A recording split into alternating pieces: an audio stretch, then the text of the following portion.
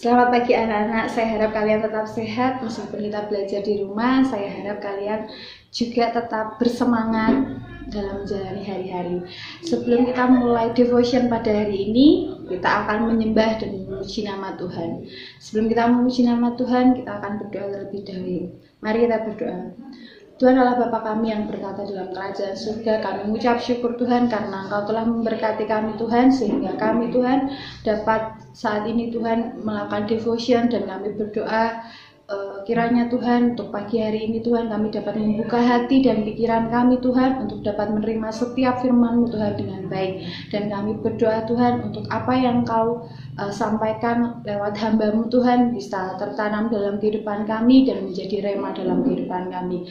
Berkati kami Tuhan, dalam nama Tuhan Yesus kami berdoa dan mengucap syukur. Haleluya, amin.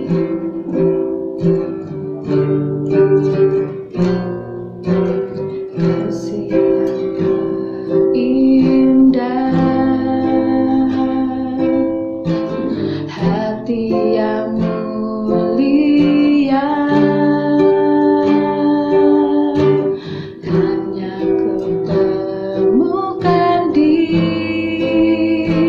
dalam-Mu, Yesusku. Dari hatiku selalu di setiap waktuku, tiada pernah berubah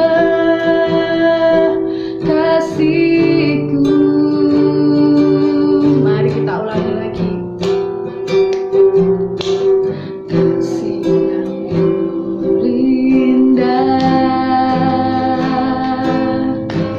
hati yang mulia, hanya kutemukan di dalam-Mu, Yesusku. Pujian dari hatiku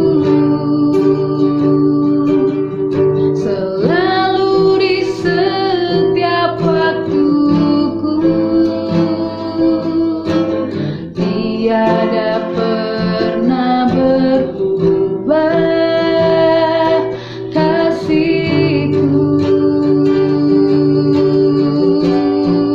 Karya terbesar dalam hidupku, pengorbanan-Mu yang semakan ku.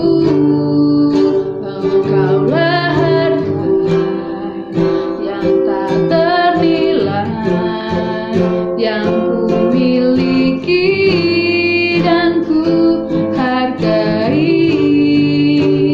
Yesus, Engkau ku kagumi. Karya terbesar, karya terbesar dalam hidupku, pengorbanan-Mu yang semakan ku. Engkaulah harga yang tak ternilai, yang ku miliki dan ku hargai. Yesus, Engkau ku kagumi.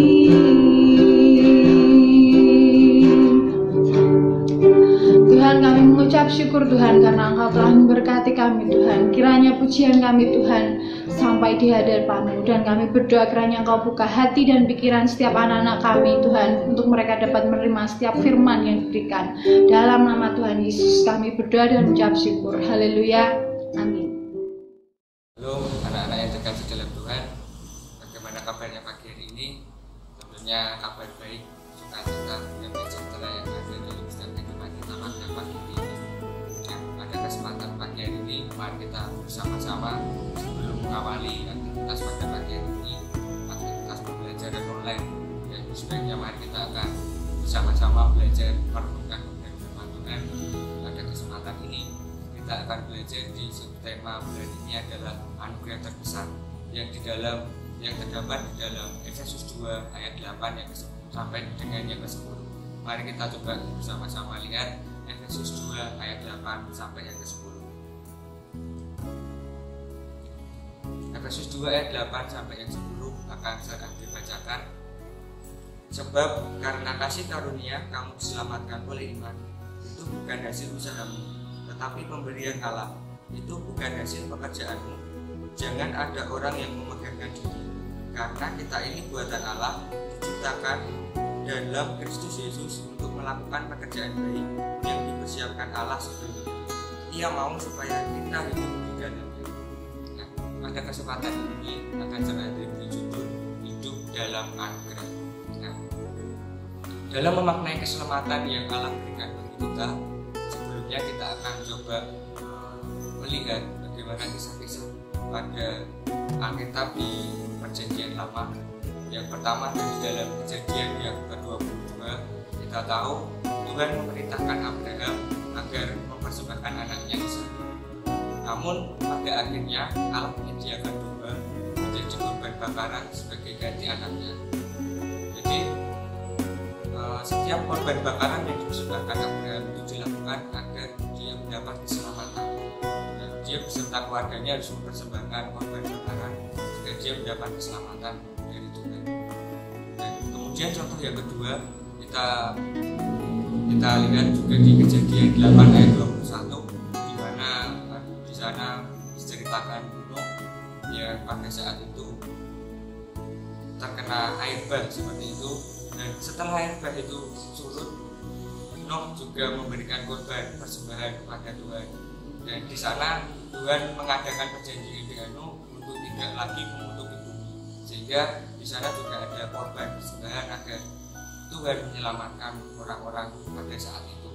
Dan di contoh yang ketiga, yaitu di dalam 2 Samuel pasal 24 sampai 25, di sana Raja Daud mendirikan mezbah dan juga mempersembahkan korban, sehingga Tuhan memberkati. Tuhan pada saat itu memberhentikan ada sebuah tulah yang menimpa Israel. Jadi Raja Daud mengusahakan memberikan persembahan korban kepada Tuhan agar orang-orang Israel berhenti kena tulah seperti itu. Itu memperlihatkan bahwa pada Perjanjian Lama untuk mendapatkan keselamatan dan memperoleh kehidupan, manusia harus mempersembahkan korban bakaran bagi Allah. Namun dengan kematian Tuhan Yesus di atas kayu salib yang kita sudah tahu, semua itu tidak lagi dilakukan. Kita tidak perlu lagi untuk memberikan persembahan korban bakaran seperti Perjanjian Lama. Namun karena Tuhan Yesus yang adalah anak domba Allah yang memberikan hidupnya sebagai korban persembahan agar manusia dapat selamat dari maut. Dan itulah anugerah yang terbesar dan dapat kita terima dari Allah, yaitu anugerah keselamatan. Nah, dengan kematian Tuhan Yesus, Allah memberikan kita karunia yang hidup yang kekal. Dan Tuhan Yesus memberikan hidup yang kekal. Setelah untuk dia mengorbankan anaknya sebagai juru selamat kita. Seperti di dalam Yohanes 3 ayat 16, coba kita lihat bersama-sama. Yohanes 3 ayat yang 16, ini ayat yang cukup populer. Kita coba bacakan Yohanes 3 ayat yang ke-16. Karena begitu besar kasih Allah akan dunia ini, sehingga Dia telah mengaruniakan anaknya yang tunggal, supaya setiap orang yang percaya kepadanya tidak binasa, melainkan beroleh hidup yang kekal. Nah, hidup kekal itu ketika kita bersama-sama dengan Tuhan Yesus masuk ke dalam kerajaan Allah. Untuk itu keselamatan yang kita terima bukan karena hasil dari usaha kita, bukan dari apapun yang kita upayakan, namun keselamatan yang kita terima itu adalah oleh karena kasih Allah buat kita semua. Ya, sebagai orang-orang yang diselamatkan, kita sebagai anak-anak umat pilihan Allah, ada hal yang harus kita lakukan. Ini sebagai bentuk ucapan syukur atas keselamatan yang Allah berikan kepada kita. Nah, hal apa yang bisa kita lakukan setelah kita mendapat keselamatan, mendapatkan anugerah, yaitu keselamatan yang sudah Tuhan berikan kepada kita? Nah, pada kesempatan ini Sir Andri akan bagikan dua hal. apa yang harus kita lakukan setelah kita mendapatkan keselamatan atau anugerah terbesar yang sudah Tuhan berikan kepada kita. Yang pertama adalah melakukan pekerjaan yang baik. Mari kita coba kita lihat di dalam Efesus 2 ayat yang ke-10a. Efesus 2 ayat yang ke-10a akan saya dibacakan. Karena kita ini buatan Allah, diciptakan dalam Kristus Yesus untuk melakukan pekerjaan baik.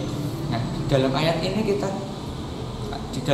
dikatakan bahwa kita ini adalah umat pilihan Allah. Ya, kita adalah manusia yang diciptakan Tuhan.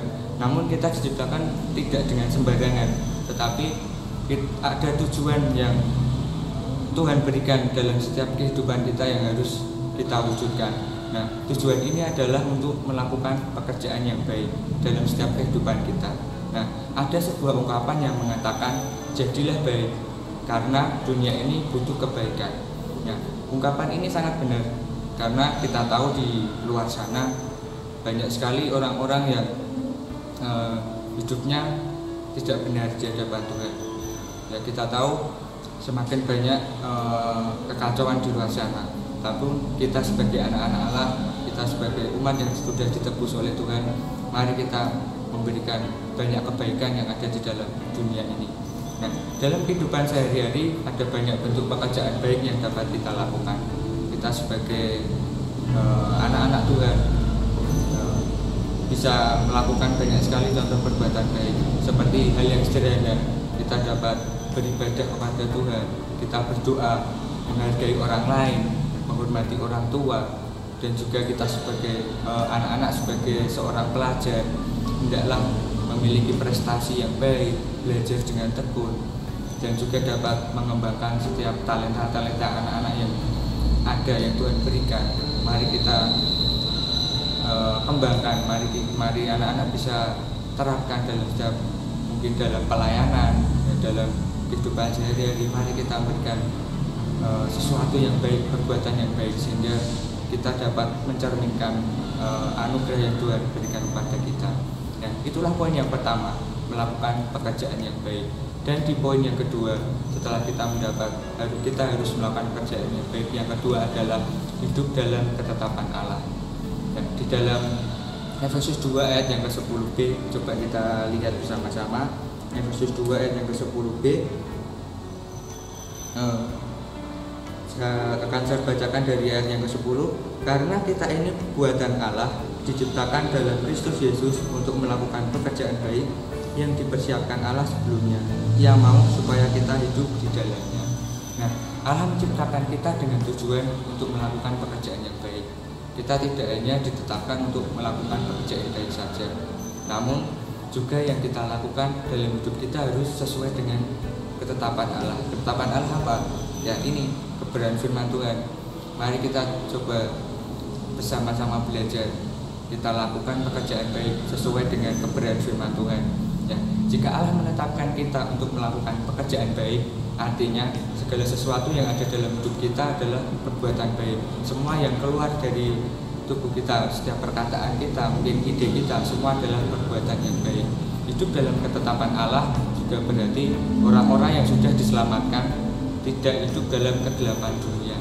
Nah, kita sebagai umat pilihan Allah, kita harus menjadi terang, kita harus berdampak yang baik.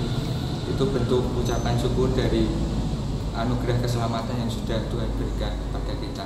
Nah, contoh, jika orang-orang yang tidak percaya di luar sana berbuat jahat, kita sebagai orang yang percaya tidak boleh kita ikut-ikutan. Mungkin ada teman kita di luar sana yang tidak baik atau berbuat jahat, itu sebaiknya kita tidak boleh contohlah seperti itu. Ya, kita sebagai anak-anak Tuhan harus memiliki perbuatan yang baik dalam setiap tingkah laku kita, setiap kegiatan kita.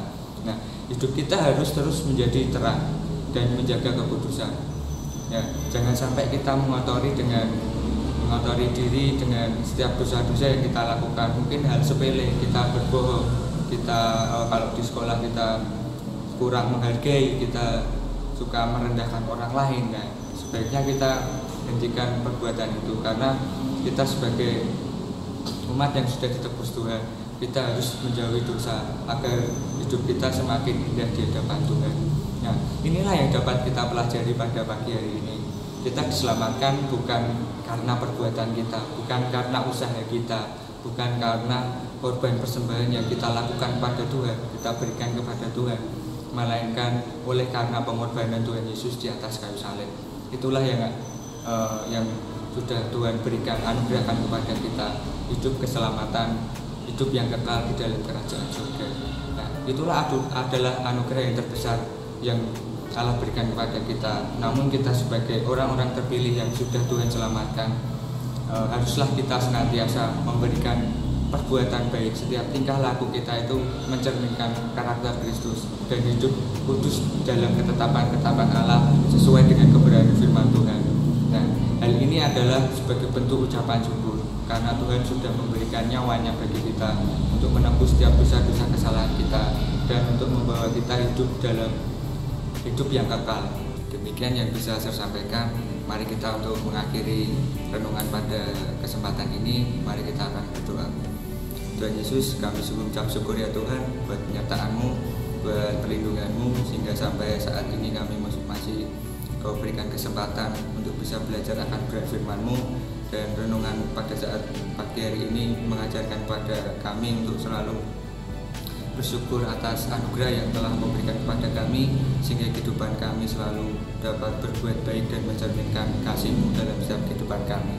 Terima kasih Tuhan, terima kasih. Kami berdoa untuk anak-anak sekalian yang sudah mulai pembelajaran online Tuhan, biarlah Kau sendiri yang akan menyertai, melindungi. Kau berikan kecerdasan, kecermatan, setiap ilmu yang dapat diterimanya dapat bermanfaat ya Tuhan. Dan kami juga berdoa untuk Miss Dancer pengajar, biarlah Kau sendiri akan memberikan hikmat, biarlah setiap ilmu yang disampaikan dapat diterima oleh murid-murid dengan secara utuh ya Tuhan. Terima kasih Tuhan, terima kasih. Berkaryalah, berotoritaslah pagi hari ini ya Tuhan. Terima kasih Tuhan, terima kasih. Dalam nama Tuhan Yesus kami mengucap syukur dan berdoa. Amin.